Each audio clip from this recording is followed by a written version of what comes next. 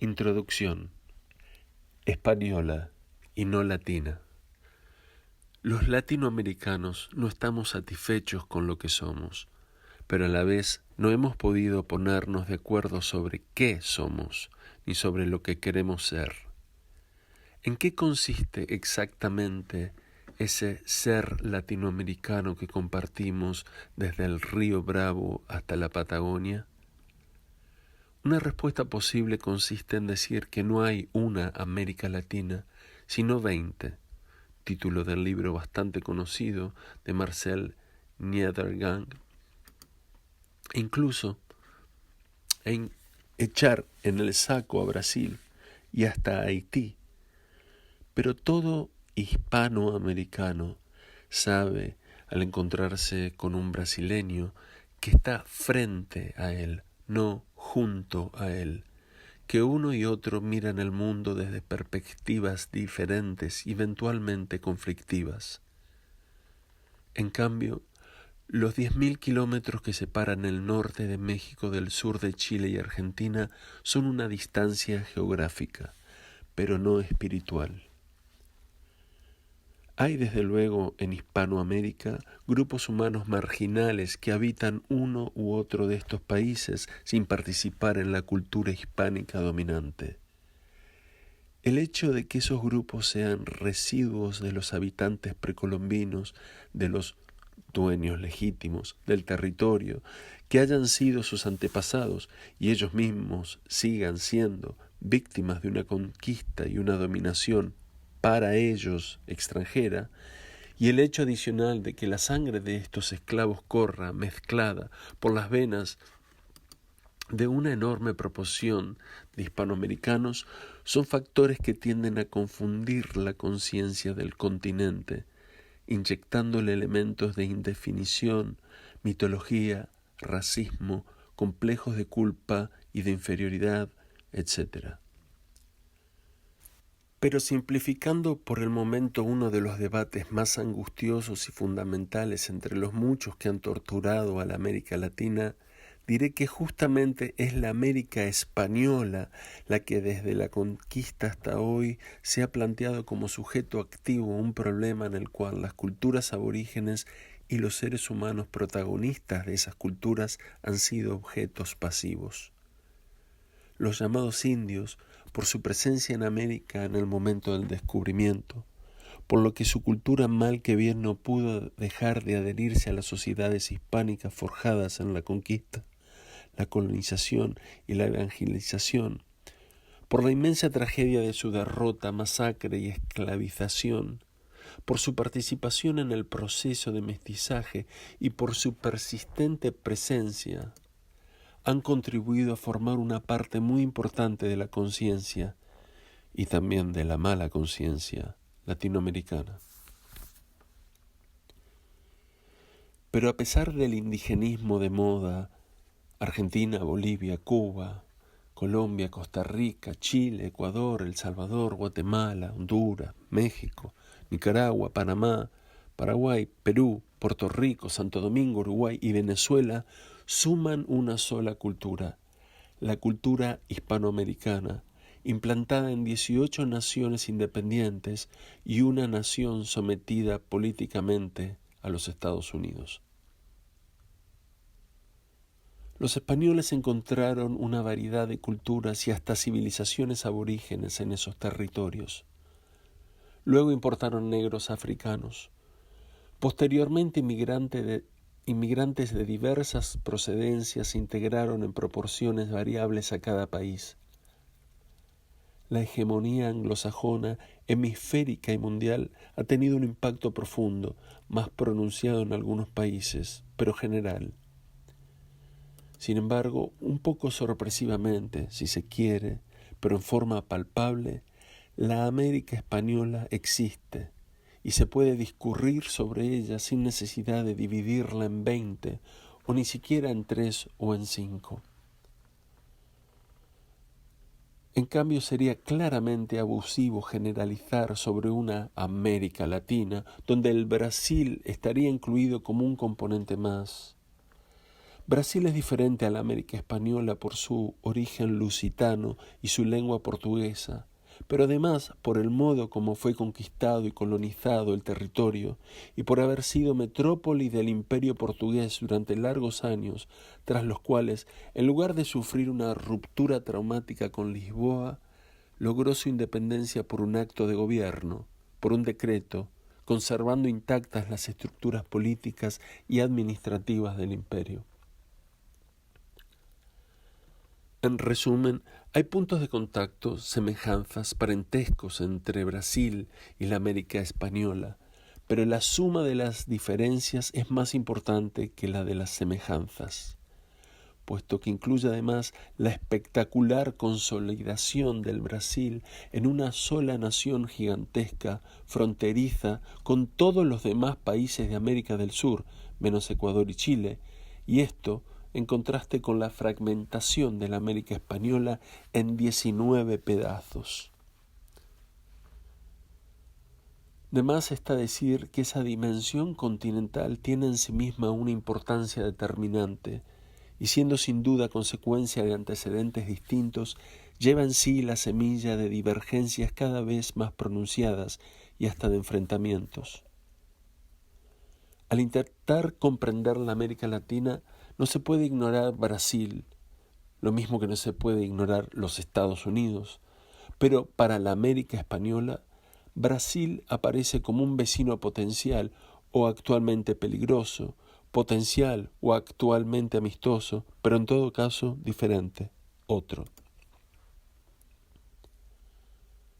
La América española, en cambio, a pesar de su inmensidad geográfica y su aparente heterogeneidad, es un conjunto identificable, con suficientes rasgos comunes como para que sea útil generalizar sobre él una subdivisión clara y distinta del mundo en que vivimos. Esa diferenciación de la América española procede evidentemente del sello que le dieron sus conquistadores, colonizadores y evangelizadores. Se trata de uno de los prodigios más asombrosos de la historia, pero está a la vista, irrefutable. Hay controversia sobre el número exacto de los viajeros de Indias, pero en todo caso fueron apenas un puñado de hombres, entre marinos, guerreros y frailes.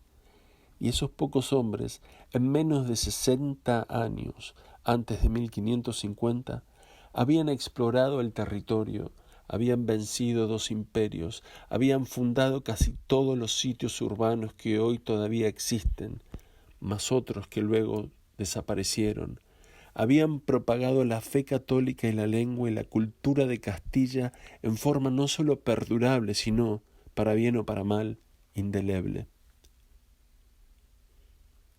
Española, pues, y no latina, es la América cuyos mitos y realidades me propongo exponer. Pero el nombre América Latina o Latinoamérica, invención de franceses o de anglosajones, se ha impuesto de tal manera que renunciar a él o insistir a cada paso en que al usarlo se excluye metodológicamente al Brasil sería una complicación engorrosa y hasta pedante. Entienda, pues, el lector que a menos de advertencia expresa en sentido contrario, la América Latina de este libro es la América que habla español.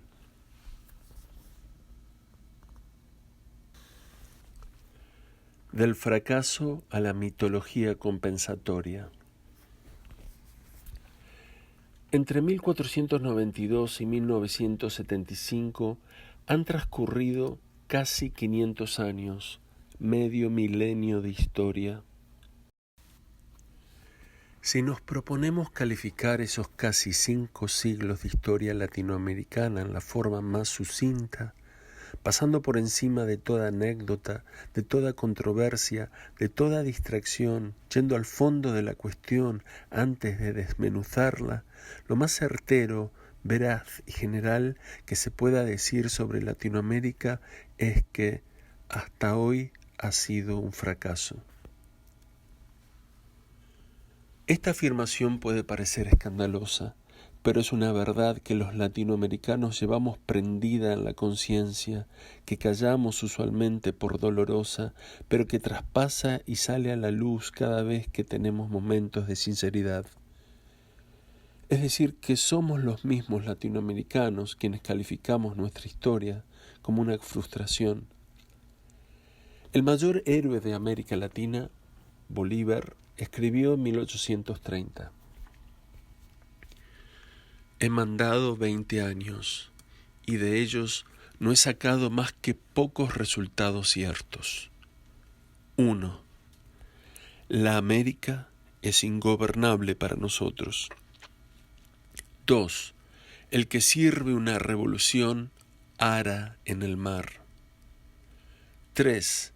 La única cosa que se puede hacer en América es emigrar. 4. Este país, la Gran Colombia, luego fragmentada entre Colombia, Venezuela y Ecuador, caerá infaliblemente en manos de la multitud desenfrenada para después pasar a tiranuelos casi imperceptibles de todos los colores y razas. 5. Devorados por todos los crímenes y extinguidos por la ferocidad, los europeos no se dignarán conquistarnos. 6. Si fuera posible que una parte del mundo volviera al caos primitivo, este sería el último período de la América. En esos 6 puntos de Bolívar está condensada en su forma extrema el pesimismo latinoamericano, el extremo juicio adverso de los latinoamericanos sobre nuestra propia sociedad.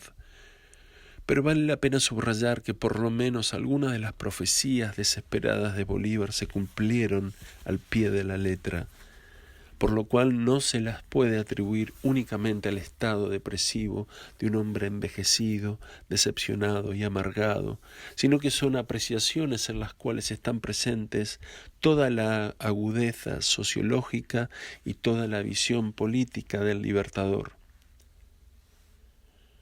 Desde 1830 hasta hoy se acumulan otros datos y otros puntos de referencia adicionales a los disponibles para Bolívar al formular su juicio sobre el futuro de Latinoamérica. 1. El éxito desmesurado de los Estados Unidos en el mismo Nuevo Mundo y en el mismo tiempo histórico. 2. La incapacidad de la América Latina para la integración de su población en nacionalidades razonablemente coherentes y cohesivas, de donde esté, si no ausente, por lo menos mitigada la marginalidad social y económica. 3.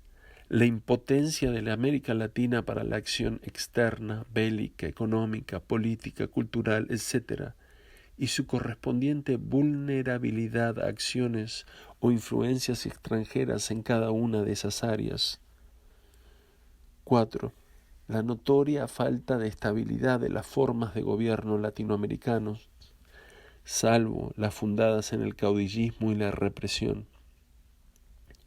5. La ausencia de contribuciones latinoamericanas notables en las ciencias, las letras o las artes, por más que se puedan citar excepciones que no son sino eso. 6. El crecimiento demográfico desenfrenado, mayor que el de cualquier otra parte del planeta. El no sentirse Latinoamérica indispensable o ni siquiera demasiado necesaria, de manera que en momentos de depresión o de sinceridad llegamos a creer que si se llegara a hundir en el océano sin dejar rastro, el resto del mundo no sería más que marginalmente afectado. Casi siglo y medio después de Bolívar, uno de los primeros intelectuales hispanoamericanos, Carlos Fuentes, podía escribir: existe para la América Latina una perspectiva mucho más grave. A medida que se agiganta el foso entre el desarrollo geométrico del mundo tecnocrático y el desarrollo aritmético de nuestras sociedades ancilares, Latinoamérica se convertirá en un mundo prescindible para el imperialismo. Tradicionalmente hemos sido países explotados. Pronto ni esto seremos. No será necesario explotarnos porque la tecnología habrá podido, en gran medida lo puede ya, sustituir industrialmente nuestros ofrecimientos monoproductivos. ¿Seremos entonces un vasto continente de mendigos? ¿Será la nuestra una mano tendida en espera de los mendrugos de la caridad norteamericana, europea y soviética? ¿Seremos la India del hemisferio occidental? ¿Será nuestra economía una simple ficción mantenida por pura filantropía? Como el de Bolívar, el pesimismo de Fuentes es insoportable para el amor propio latinoamericano.